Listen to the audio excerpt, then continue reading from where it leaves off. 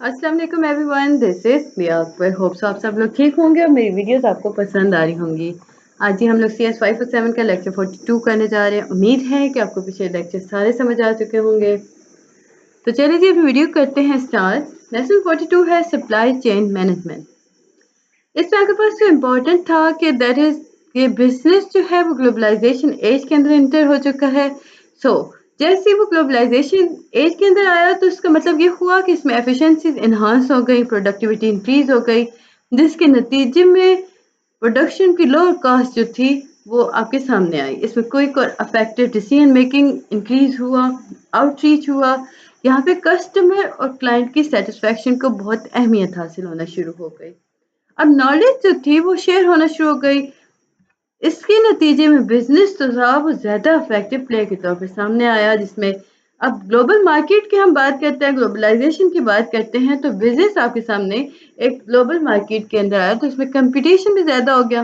लोग एक दूसरे के साथ compete करना स्टार्ट हो गए। फिर से इम्पोर्टेंट आपके पास आता है इंटीग्रेटिंग सिस्टम। डायग्राम दी गई थी, इंटीग्रेटिंग इंफॉर्मेशन सिस्टम था। अब इस सारी चीज़ को अगर हम डिस्कस करते हैं तो आपके सामने आता है कि इनपुट जो है वो वन सिस्टम के अकॉर्डिंग अपडेट हुआ। इसमें अगर हम देखें ना, देखें इंटीग्रेटेड इंफॉर्मेशन सिस्टम था, ये इनपुट था फाइनेंस इंफॉर्मेशन सिस्टम, यहीं से अपडेट हो रहा था। मार्केटिंग इंफॉर्मेशन भी इधर ही था, information resource system, manufacturing, human resource information system, ये सारी सारी double N double I S के पास सेफ थे, इंटीग्रेटेड इंफॉर्मेशन सिस्टम के पास सेफ थे। यानी कि सप्लायर और कस्टमर जो था वो उससे बाहर पाया जाता था। अब सप्लायर और था कस्टमर यूजर्स, ये तीनों जो थे वो इस आउट रीजन से डिस्कस कर काम कर रहे थे। मेथड ऑफ इंटीग्रेशन अगर आप देखें तो आपके पास इंफॉर्मेशन सिस्टम जो होती है वो लाइक कनेक्ट करती है एग्जिस्टिंग मॉड्यूल सिस्टम्स के अकॉर्डिंग।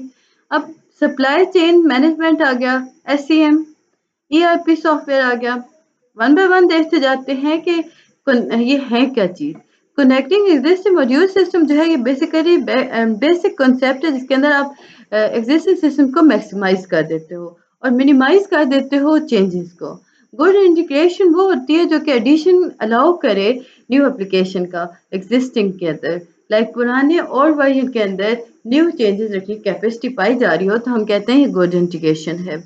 ये अप्रोच जो होती है लाइक इसमें हम लाइफ ऑफ एप्लीकेशन तक एक्सटेंड कर सकते हैं, हम ट्रेमेंडस अमाउंट ऑफ मनी को बचा सकते हैं, वेस्ट ऑफ या यूं कह लें सेव कर सकते हैं।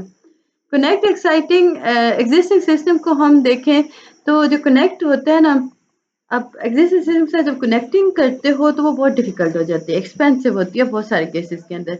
पुराने सिस्टम जो थे वो इस तरह बिल्ड किए गए थे, लाइक हम उनका अगर हिस्ट्री देखें तो वो ओवर नंबर ऑफ ईयर तो हुआ क्या कि बहुत पहले के बने हुए थे, टेक्नोलॉजी बहुत एडवांस हुई, मुख्तलिफ स्पेसिफिकेशंस आई, जिनके नतीजे में जो ओल्ड वर्जन था सिस्टम्स के रिलेटेड वो काफ़ी ओल्ड हो गया।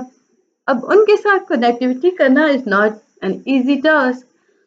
फिर using SCM software, supply chain management, ये एक ऐसा प्रोसेस है जिसके अंदर आप प्लान करते हो, इम्प्लीमेंट कर रहे होते हो, कंट्रोल कर रहे होते हो, ऑपरेट कर रहे होते हो सप्लाई चेन को। अब इसका पर्पस क्या है? इसका बेसिक पर्पस ये होता है कि कस्टमर रिक्वायरमेंट को अफेक्टिवली रिस्पॉन्ड कर सके, या यूँ कहने सेटिस्फाई कर सके कस्टमर्स को अफेक्टिवली। सप्लाई चेन मैनेजमेंट जो है कि लाइक इसमें देखें तो स्टोरेज हो रही होती है, मूवमेंट हो रही होती है रॉ मटेरियल की, वर्क इन प्रोसेस इन्वेंट्री हो रहा होता है। अगर हम फिनिश गुड्स की बात करें तो पॉइंट ऑफ ओरिजिनल और पॉइंट ऑफ कंजम्पशन आपके सामने लाए जा रहे होते हैं। आसान अल्फाज या इन लेटर टर्म्स हम कह रहे हैं, सप्लाई चेन जो है वो फ्लो ऑफ मटेरियल्स को from their sources to the company कहा जाता है। यानी आप यहाँ पे मटेरियल फ्लो कराते हो फ्रॉम रिसोर्सेज और ये कंपनी या ऑर्गेनाइजेशन तक जाता है। फिर components of supply chain concept अगर हम देखें ना इसके अकॉर्डिंग तो 3 मेजर पार्ट्स आपके सामने आते हैं। फर्स्ट है दी अपस्ट्रीम सप्लाई चेन सेगमेंट। इसमें ऑर्गेनाइजेशन जो होता है फर्स्ट टायर सप्लायर्स की तरफ जाता है, यानी मैन्युफैक्चर असेंबलर्स इसमें इन्वॉल्व हो जाते हैं, परचेजिंग शिपिंग आ गई। इंटरनल सप्लाई चेन सेगमेंट, इसमें आप पोजेस करते हो या इसमें आप देखो तो हर वो प्रोसेस जिसके थ्रू आप इनपुट टू आउटपुट ट्रांसफर कर रहे होते हो। डाउनस्ट्रीम सप्लाई चेन मैनेजमेंट, इसमें आप डिस्ट्रीब्यूट कर रहे होते हो, डिलीवर कर रहे होते हो कस्टमर को final consumption of the product. अब देखिए एक आपको टेबल दिया गया था अपस्ट्रीम सेगमेंट का। वेंडर क्या करता है, वेंडर से मैन्युफैक्चरर की तरफ जाया जाता है। सब वेंडर जो सप्लायर्स होते हैं वो वेंडर और सप्लायर्स को मैन्युफैक्चरर की तरफ लेके जाते हैं। सिंपल, बहुत लेंथी नहीं। Upstream segment, vendor to the manufacturer. Internal segment, ये मैन्युफैक्चरिंग प्लांट, असेंबलिंग प्लांट, यानी ये पैकेजिंग मैन्युफैक्चरिंग की बात करता है। डाउनस्ट्रीम सेगमेंट, इसमें एग्जाम्पल के तौर पे आप बैंक्स कह सकते हो, ट्रांसपोर्टेशन कंपनीज कह सकते हो, डिस्ट्रीब्यूटर्स लेके आए हो। टाइप देखें सप्लाई चेन की, तो मेड टू स्टोर, ये ट्रैक करता है जी कस्टमर डिमांड को। रियल टाइम के अकॉर्डिंग प्रोडक्शन प्रोसेस को देखा जा रहा होता है, रीस्टॉक किया जा रहा होता है। कॉन्टिन्यूस, इसमें रिप्लेनिशमेंट आ गई। अब देखें कॉन्स्टेंट रिप्लेसमेंट हो रही होती है, इस पे फोकस किया जा रहा होता है, वर्क किया जा रहा होता है सप्लायर्स के साथ। इसमें एप्लीकेशंस को एनवायरनमेंट के अंदर स्टेबल डिमांड पैटर्न्स के अकॉर्डिंग रखा जा रहा होता है। Build to order, careful management देखी जा रही होती है इन्वेंट्रीज के अकॉर्डिंग, उनके कंपोनेंट्स के अकॉर्डिंग। देन जो सप्लाई चेन के थ्रू देखा जा रहा होता है कि डिलीवरी कैसे जाएगी। चैलेंज देखे सप्लाई चेन के, तो आपके पास आता है अनसर्टेन फेस, दो चैलेंजेस थे, यानी कि demand forecast, competition, weather condition, technological development, ये अनसर्टेनिटीज के अंदर आ जाते हैं। फिर the need of coordinate several activities, business partner जो मिसअंडरस्टूड हो जाते हैं, कभी कभार ऐसा होता है ना कि आप दो चीज़ों के दरमियान रख रहे हो, मिसअंडरस्टैंडिंग आ गई। फिर जी department are not well connected, department एक साथ सही से कनेक्ट नहीं थे, इन्फॉर्मेशन एक दूसरे को नहीं दे रहे थे। उम्मीद है कि आपको ये चीज़ समझ आ चुकी होगी और आप लोगों ने मेरे चैनल को सब्सक्राइब कर दिया होगा। अब हम चलते हैं लेसन 43 की तरफ। जिन लोगों ने नहीं किया काइंडली कर दें, प्लेलिस्ट जाके देखा करें, मैंने आपके बहुत सारे सब्जेक्ट्स की वीडियोस बना दी हैं। अगर नहीं मिलती आपको ऐसी कोई वीडियोस तो मुझे बताएं, मैं सेपरेट आपके लिए बनाऊंगी। बट एक मेन पॉइंट जो आपको याद रखना होगा कि आपको हैंड आउट मुझे LMS से डाउनलोड करके प्रोवाइड करने होंगे। और वो प्रोवाइड कैसे करेंगे, आप लोग मेरे Gmail ID पर उसे सेंड करेंगे। अब Gmail ID मैं आपको डिस्क्रिप्शन में भी दे दूंगी। ऑन द अदर हैंड मेरे चैनल पर जाएं, मेरे बायो के अंदर आपको मेरी Gmail IDs मिल जाएंगी, वहाँ पे आप ट्रांसफर कर सकते हैं। वापस आते हैं अपने लेक्चर की तरफ। लेसन 43 है एंटरप्राइज रिसोर्स प्लानिंग।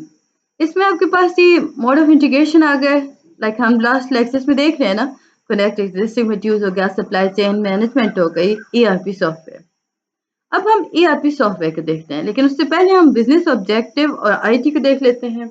गोल क्या है बिजनेस स्ट्रेटजी का, वो ये है कि ये सुप्रीम इम्पोर्टेंस की तरफ जाता है। लाइक इसमें हम देखें तो वो कस्टमर की मीटिंग रिक्वायरमेंट को मीट कर रहा होता है, वो कस्टमर को रीच करता है।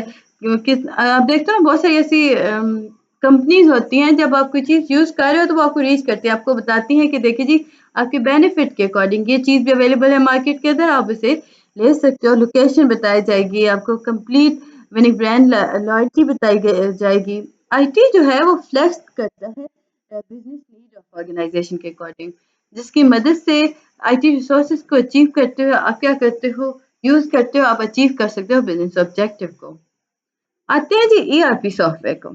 ERP है क्या, बेसिकली ये एब्रीविएशन है enterprise resource planning.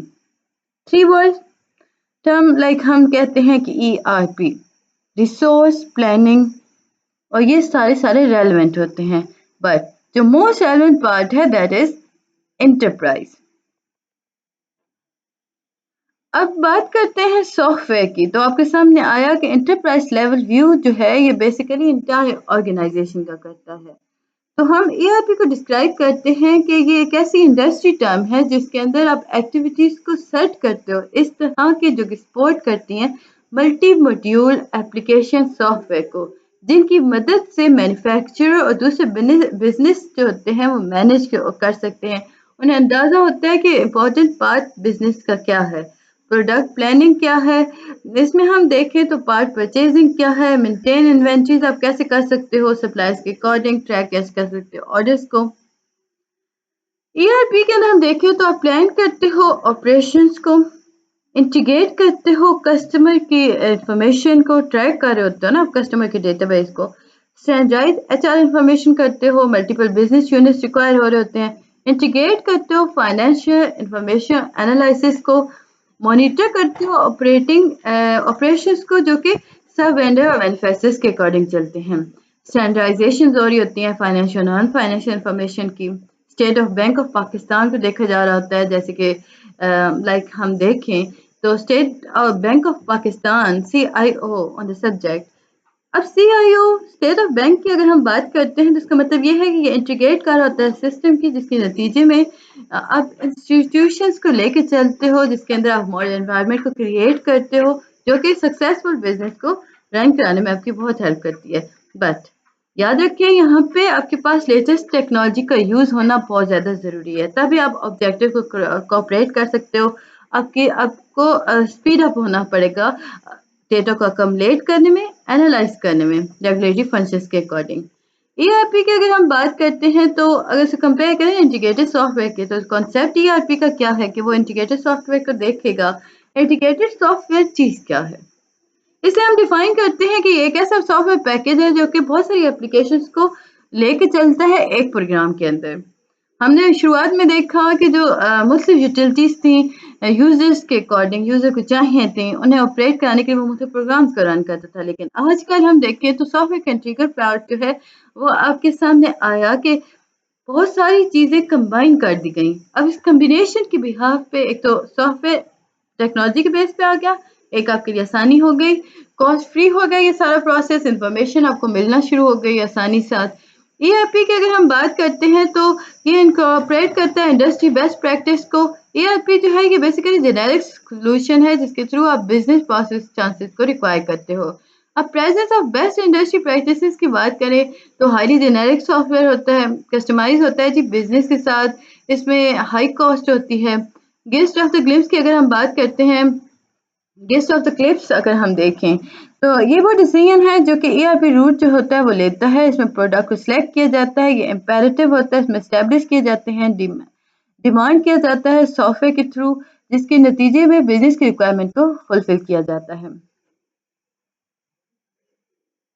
Packaging packages की अगर हम बात करते हैं ERP के अकॉर्डिंग इंटीग्रेटेड सॉफ्टवेयर को पॉइंट ऑफ व्यू से, तो आपको मिलता है कि वो आपको इंटीग्रेटेड सॉफ्टवेयर के बहुत सारे पैकेजेस इंट्रोड्यूस करवाता है। आपके पास हंड्रेड ऑफ डिफरेंट इंडस्ट्रीज आ जाती हैं। जब आप देखो ना कि ERP जो है इसने पैकेजिंग प्रोसेस को क्यों इंट्रोड्यूस कराया, इसका रीज़न ये था कि स्टडी किया गया था हंड्रेड ऑफ डिफरेंट इंडस्ट्रीज को उनकी बेस्ट प्रैक्टिसेस के बेस पर, तो सामने आया कि ERP को ज़रूरत है कि वो टेक्नोलॉजी को एडवांस फॉर्म में लेके जा सके। कॉन्सेप्ट ऑफ ERP जो है वो स्टार्ट होता है अर्ली 90s के अंदर, जब MRP 1 और MRP 2 जो है वो प्योरली फोकस कर रहा था मैन्युफैक्चरिंग प्रोसेस को। उस वक्त हुआ क्या कि मैन्युफैक्चरिंग प्रोसेस के अंदर फाइनेंस जो है वो ऐड हुआ। अब ये जो फाइनेंस था वो इस तरह ऐड हुआ कि इसमें बिजनेस जो था उसकी सेल्स इंक्रीज हुई, इन्वेंट्री इंक्रीज हुई, इसमें पेएबल चीज़ें लाई गई थी। जो ERP था वो एंटरप्राइज के साथ अटैच हुआ, जिसके बिहाफ पे हमने कहा कि एंटरप्राइज रिसोर्स प्लानिंग सिस्टम। इसमें अगर हम बात करें तो ये सेंट्रल डेटाबेस होता है जो डील करता है सेल्स के साथ, मैन्युफैक्चरर्स के साथ। इसमें डेटाबेस को हम सेम रखते हैं, कोई चेंजेस नहीं लाई जा रही होती, लुक सेम होती है, फील सेम होती है, ट्रेनिंग इश्यूज ओवरकम कर लिए गए थे क्योंकि हर चीज़ सेम थी, तो इसमें कोई ऐसा खास इशू ना आया। 1960 के अंदर हम देखें तो इन्वेंट्री मैनेजमेंट और कंट्रोल सामने आया था। इसका काम क्या था कि कंबाइन करता था इंफॉर्मेशन टेक्नोलॉजी को बिजनेस प्रोसेस के अकॉर्डिंग। 70 के अंदर हम देखते हैं तो मटीरियल रिक्वायरमेंट आई प्लानिंग के साथ MRP, इसमें आप यूटिलाइज करते हो सॉफ्टवेयर एप्लीकेशंस को। 80s के अंदर आप देखो तो MRP 2 आ गया। अब ये जो था ये यूटिलाइज करता था सॉफ्टवेयर एप्लीकेशन के कम्बिनेशन की तरफ। 90s के अंदर हम देखें तो इंटरप्राइज रिसोर्स प्लानिंग आ गया, तो ये आपके पास ERP के अकॉर्डिंग आया। उम्मीद है कि आपको ये सारी चीज़ें समझ आ रही होंगी। काइंडली मेरे चैनल को लाइक और सब्सक्राइब जरूर कर दीजिएगा। वीडियो पसंद आती है कमेंट करें, कुछ नहीं समझ आ रहा तो मुझसे पता कर लें। ERP एप्लीकेशन जो है ये कंप्लीट बिजनेस प्रोसेस को रन करती है। ERP एप्लीकेशन जो है मॉड्यूलर के तौर पे काम करती है। ERP सॉफ्टवेयर जो है ये basically manufacturing, supply chain, financial, CRM, human resources, warehouse management के अंदर काम आता है। इसमें अगर हम देखें तो आपके पास आता है कि इकोनॉमी के अकॉर्डिंग ग्रो हुई। फाइनेंस जो था वो बहुत इंपॉर्टेंट फील्ड के तौर पे सामने आया। लाइक हम इसमें कह सकते हैं कि इकोनॉमी के बिहार पे फाइनेंस सिंपल इंपॉर्टेंट नहीं था, बट यहाँ पे सप्लाई चेन, कस्टमर की नीड, उसे सेटिस्फाई करना बहुत ज़रूरी था। अब इसमें देखिए तो ERP सिस्टम को अगर हम देखें तो दुनिया के अंदर बेहतरीन ERP सिस्टम के अंदर हो क्या रहा है कि प्लान और इंटीग्रेट मेथडोलॉजीज को यूज़ किया जा रहा है। जब हम प्रोसीजर्स को देखते हैं इसमें इम्प्लीमेंट किया जा रहा होता है, 2 मोड्स होते हैं, लॉन्ग प्रोसीजर और short procedure. Long procedure basically 2 साल बेस करता है, शॉर्ट प्रोसीजर जो होता है वो 9 मंथ टाइम के अकॉर्डिंग चलता है। अब जो शॉर्ट प्रोसीजर होता है उसे हम क्विक मेथडोलॉजी कहते हैं। शॉर्ट प्रोसीजर जो होता है इसमें ऑर्गेनाइजेशन जो होती है सर्टेन टाइम लाइन के अंदर सर्टेन प्रोसीजर्स को लेके चलती हैं, मुख्तलिफ चीज़ें कारी होती हैं। लॉजिक अगर देखी जाए तो शॉर्ट इम्प्लीमेंटेशन प्रोसीजर के अकॉर्डिंग ये जाया जाता है। उम्मीद है कि आपको ये चीज़ समझ आ चुकी होगी। काइंडली मेरे चैनल को लाइक और सब्सक्राइब कर दीजिएगा। मिलते हैं नेक्स्ट वीडियो में, तब तक के लिए अल्लाह हाफिज़।